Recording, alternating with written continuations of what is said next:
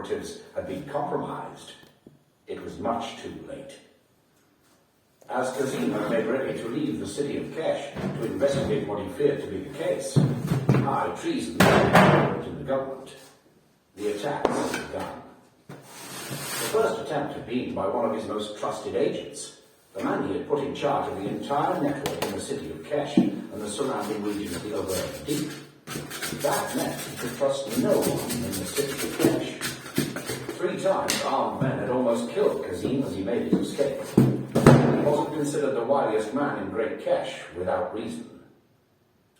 Kasim had taken a fast horse and headed west towards Karalayan rather than north to his home in the Jaipur. Every road from the city of Kesh directly leading to the Jaipur would be watched by those trying to kill him. So his intention had been to sail around into the bitter sea, then to the port of Rana. From here he would ride to his father's camp, at one of many desert oases where he knew he would be safe. It was only the strangest chance that one of the agents Kazim had detailed to watch for kingdom spies had noticed Jim. He had contrived to join the same ship's company as a common sailor, set to keep an eye on Jim. That sailor was now Jim's guide here in Rana. His name was Dexter, and was the one Jim would have been happy to have in his service. Jim was very good at not being noticed when he so chose, so the fact that Dexter had spotted something that made him suspicious must have made him a very valuable asset to Kazim. Destan had been detailed to Hatsuma to keep an eye on the insanity of mobilization that had gripped the empire, to ascertain where all the arms and supply were headed for. So it was, for him, a happy coincidence that Jim was signing on as a sailor on the same fleet. When he caught sight of Jim checking a lump in his hammock, he had managed to ferret out the tiny Serrani sphere. But then he had prodded at it with a dagger, trying to break it, and had only succeeded in breaking it. But that was of secondary importance. At that point, he knew that Jim was someone his master would most certainly wish to speak to. When Jim had tried to escape, Declan had struck him down, an effective enough means to render him docile and carried him up on deck while everyone else was busy. Since he had Jim wrapped in canvas, he looked like just another sailor moving something important from one place to another. He had dumped Jim in a sail locker and came back half an hour later to drug him. Jim had awakened here in Rana. He was uncertain how he had got there from Karalayan so fast, but decided that the team must have his own supply of Serrani devices, or some other magical equivalent. A magician in his service who could transport elements with Magnus could, perhaps. When Jim had broached the subject, Kazim had been non-committal. If he possessed such a device, he wasn't offering one to Jim Dasher to get back to the kingdom. Kasim had problems of his own, it was fair to see, and Jim was touched by his willingness to help one of his most dangerous opponents. For a brief instant, he considered it ironic that Francisca and Kasim were the 2 people most likely to have him killed, ultimately. Yet in them he had found kindred souls. Not for the first time he considered he had chosen a very strange trade in life. In the hours during which Qasim Abu Hazara Khan had told Jim his tale, a pattern had emerged, but he had remained silent and kept listening. Qasim had explained in detail how his own network of agents had been compromised from within, as well as effectively countered and blunted by outside forces. He admitted that he had spent so much of his time watching the kingdoms of Isles and Rolem, or the Southern Confederacy, that he had neglected his own nation's internal politics, assuming that the traditional Keshian blood sport known as government would continue as it had over the centuries. Someone had taken advantage of that, and from the scope of the betrayal, Qasim was certain this usurpation of his network had been underway for perhaps as long as 5 years. Jim's first question was to consider who would benefit from a massive war between the kingdoms and Kesh. Logically, no one. He had become a natural pragmatist and had conceded a little criminal activity to never, though he had tried to keep his mockers from cutting too many throats, and then only those more or less deserving. He believed there would always be some military adventure, but that it needed to be kept in check because the kingdom had other enemies to confront.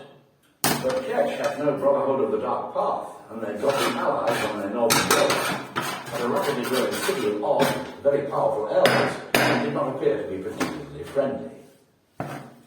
The eastern kingdoms were closer to the Isles than Kesh, and there had constantly been border squabbles since the Isles had once been just one of the proclaimed kingdoms of the sea kingdoms. So it was the Isles that kept a fractious group of neighbours in check. Though Roland's presence in Alaska lately had stabilized things to a point, which reports from Jim's agents in Miscalon, Salmata, and Far North were rendered mundane to the point of tedium. On the whole, Jim considered war a waste of resources, especially human ability and talent, and tried to keep the kingdom out of them. War represented a failure of intelligence and diplomacy, and caused far more trouble than it solved. There were just wars, the Sorani invasion over a century before, and the invasion of the Emerald Queen's army in his grandson's time had both been expensive wars that had to be waged to the last drop of blood. But this, as far as Jim could tell, this was a needless launching of the most massive war seen on Nicaea since the onslaught of the Emerald Queen's army. And that war had devastated an entire continent and brought ruin to half of the kingdom. It had been the last time Kesh had sought to move against the kingdom, seeing it weak and vulnerable after the destruction of Cromwell. But since the magician Pug had forced both sides to peace, Pug, Jim said, he had a difficult relationship with the magician and his conquest of shadows, but at least Pug was trustworthy. And by dint of his being the adopted father of Jim's great-great-grandmother, a distant relative. Something on this scale needed to be discussed with Pug. But given where Jim currently sat, his ability to reach Sorcerer's Isle was somewhat problematic, being far to the northeast and in the middle of what was likely to be a war zone involving 3 navies, Kesh, the Kingdom, and the Kingdom of Quay. One more time, he silently cursed destiny to the order. One of the previously established destinations in that device had been Pug's Island. Now, not only was he forced to remove himself from what was verging on becoming a death trap, he had to find his way to an even more difficult destination. He debated several choices, including stealing a horse and making the ride to Durban. The majority of arms and men would be moving by sea, but that didn't preclude overland units making their way to support the garrison at Chamata, and a single rider on a dusty road across an arid desert would certainly bring attention. No, his best choice was by sea. If his guide didn't appear soon, Jim would find the Mealaba and man named Nefu. Time passed slowly, and Destin didn't return. Finally, Jim saw light beneath the door, and heard enough street noise to conclude that morning was upon him. He opened the door cautiously and peered out. In the street, just beyond the alley, he could see men and women hurrying along as the workday started. Like Durban, this hot weather city's business started early, eased off during the hottest part of the day, then resumed in the late afternoon, and continued deep into the evening. This would be Jim's best opportunity to get to the docks and find Nefu. He considered his appearance. He was still wearing his sailor's garb, and knew he would be instantly recognized if any of the men who had chased him caught a glimpse. He stepped back inside and closed the door. The tailor's shop would soon be visited by its owner and workers, no doubt, so he had best come up with whatever disguise he could cobble together as quickly as possible. He opened the door opposite the one leading to the alley, and found a room in which clients were probably greeted, and where the cutting and sewing was done.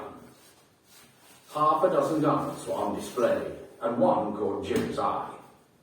It was a robe, the sort preferred by the desert tribes of the Jal, worn open in front, which could be closed and secured with a large sash, and a matching cloth head cover. Jim had spent enough time in the desert to know that punishing cold nights and stinging sandstorms required a well-made covering. This had the look of a merchant's robes, but not robes a wealthy merchant would wear. If this garment was ready for a client who had paid in advance, its disappearance would quickly be noticed. If it was stock ready to be bought by someone about to buy, perhaps not as soon. He checked swiftly through the other garments and discarded them as not being useful, and then made a decision. He removed his shirt, a simple white linen top with an open collar and quarter-length sleeves, and chose a more finely fashioned red shirt, which would go nicely with the deep indigo of the robe. The grey flannel trousers he wore would have to suffice. In his belt he had the coin purse returned to him by Cassim, and he counted out a few coins, estimating the price he would have got with haggling, and left half again as much, placing it where the shopkeeper would find it. He hoped the silver coins would convince the man that someone had sold the garments but neglected to put away the coins, or at least give the man less reason to call the city watch. Since the local watchmen were as corrupt and unreliable as they were in any other port city in the empire, Jim felt he stood a reasonable chance of being out of the city before the alarm was raised. He slipped on the shirt and robe, then moved back through the storage room and again peered out of the door. The tempo of the city was quickening as he slipped out into the alley. He walked purposefully to the corner and entered the flow. As he made his way towards the docks, he looked around and found what he sought next, a briefcase. The shop was just opening as he entered, and the proprietor greeted him. "Sir, what service can we offer you?" "Boots," Jim said, in the language of the desert man. The bootmaker looked confused for a moment. Then Jim repeated the word in Keshi, heavily accented to sound as if he was not terribly fluent. "I make the finest boots in the empire," said the man, speaking loudly and slowly, as if it would make it easier for Jim to understand him. He indicated that Jim should sit on a bench and he would measure him. Jim said, "No, boots now." The man was apologetic.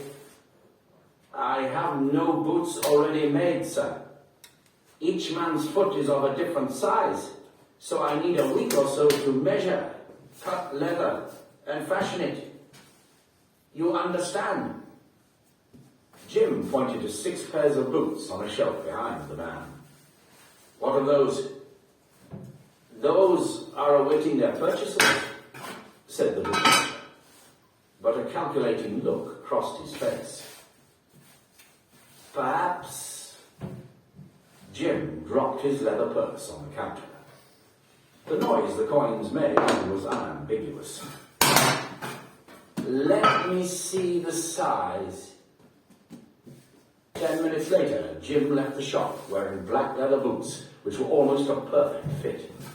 They were a tiny bit shorter than clothes, but being leather would stretch if he wore them long enough. Another stop at a weapons merchant, and he was striding down the street, looking as much like a desert rider of a Jaipur as he could manage, given the circumstances. He spoke the language fluently and without accent, and knew enough about the region to deceive most people who didn't know him on sight. His headgear was worn in the fashion of the Jaipur. The nose and mouth cover to hang loosely to one side, so it could be pulled up in seconds if a sandstorm suddenly blew up. It was just enough to hide his features without looking as if he was trying to hide them. That was what he was concerned about. The 4 assassins had not only known him, one knew him well, Ahmed Dabu Bassam, who until he had tried to kill Jim, had been his most trusted agent in the region. They had come mere hours after Destan had conveyed Jim to Kazim's safe house, and it was by the barest chance they had been alerted to someone being just outside the door. A bare creak of wood, where someone misstepped ever so slightly.